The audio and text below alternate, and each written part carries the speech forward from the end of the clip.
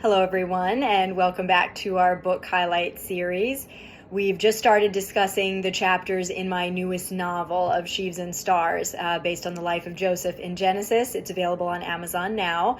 In today's video, I'll be covering chapters 1 and 2 because I believe they work together really well to introduce the story. The beginning chapters of a novel are really important, and it took me a long time to decide where I was going to start the story based on what I wanted to express and highlight. There's a lot of strategy to the process. For a long time, I tried to start with Joseph's childhood, but it was just too long, and it didn't necessarily set him up as a super sympathetic character. It also kind of made it harder to feel the full impact of the actual inciting moment of his life, which for Joseph is really twofold. He starts out as just a young man born in his father's old age, favored over his brothers, godly, responsible. But then God takes everything to a new level by giving him dreams that prophesy about his future as the potential leader of his family.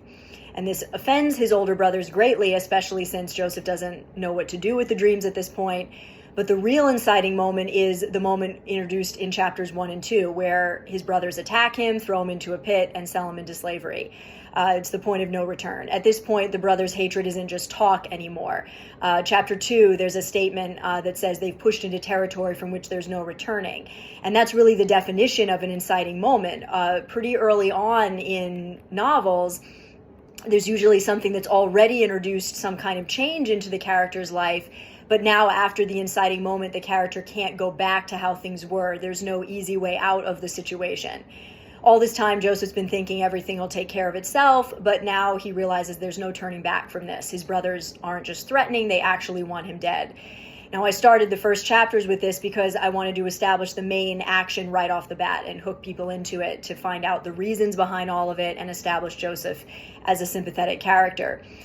He's an ambitious teen who wants to honor God through a sticky situation that his father pretty much created with his favoritism. And he's being attacked for the calling on his life. That's easier to relate to and something you hopefully want to read more about. So that's what chapters 1 and 2 are establishing. But now let's get down to what we can actually learn from these chapters, which is the focus of these videos. There's a statement that runs through Joseph's head in chapter 2 when he's sitting in the pit thinking back over how everything's changed since his dreams. And he says, I realized that there was nothing in me that could force the destiny I longed for. This is a key moment for Joseph, even though it's an uncomfortable one. All this time, Joseph's been able to hide behind his father, but his brother's hatred has put him in a more serious position where God is literally his only way forward. Now, right now, his faith is a little immature. He understandably just wants to be rescued from the situation in the pit. But one of the things we forget when God anoints us for a specific calling is that it's not just going to unfold magically. There's usually a much bigger journey afoot, and all this time Joseph's been taking that for granted. He knows that all his ancestors have had intense encounters with God that have required something of them.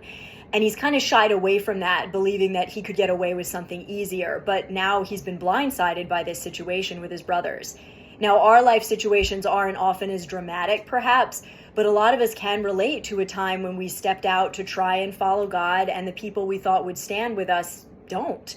And this is not to make us suspicious of others, like looking for the traitors in our midst. But the reality is that you won't be able to always take your comfort zone and everyone in it with you into the calling of God.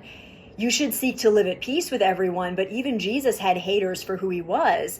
If you don't ever have enemies for the sake of God's calling, at some point in your life, you might want to consider whether you're actually standing for something significant. Now, at this point, Joseph has no idea the magnitude of what he's carrying. He's just kind of standing on his own principles right now. But we all get surprised when the call of God doesn't materialize easily. And it's even more traumatizing when someone in our family or a close friend who should have supported you actually harms or betrays you. Jesus said a prophet's dishonor comes from his own hometown, and that's exactly what happened to Joseph. I've listened to interviews with rescued human trafficking victims whose own families allowed abuse to happen, and they say that there's a different kind of terror when you face something traumatic and you realize that the people who should have protected you are the ones allowing this to happen. And this is what Joseph faced. He had no idea his brothers would do this. He could see that they were angry, but he figured there was no way they would seriously hurt the son their father loved so much.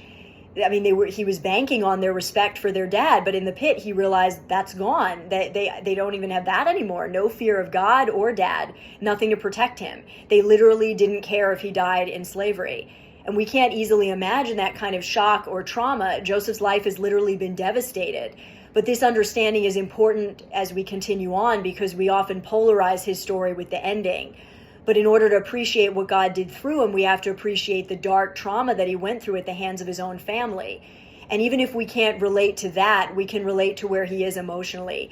The realization that hits Joseph in the pit before he's sold is that he sees there's no more easy way out. He can't hide behind dad anymore. If he wants to be used by God, he's going to have to seek the Lord. And that's a pivotal moment for us too, when we realize that there's going to be intense opposition to our calling, and the only way it's going to work is if God is the author of every step. It's easy to think, oh, God anointed me, and now I just make it happen with my connections and resources and talents. But there's something special and impactful about realizing that God is your only option. And Joseph comes face to face with that reality in the pit. Initially, he just asks God to help him, to release him. But after he's sold, it's obvious that he's going to need a much bigger miracle. And we're going to see that miracle unfold painfully slowly, but to amazing effect in the chapters to come. So I hope you're encouraged, and please stick around for more videos. See you next time.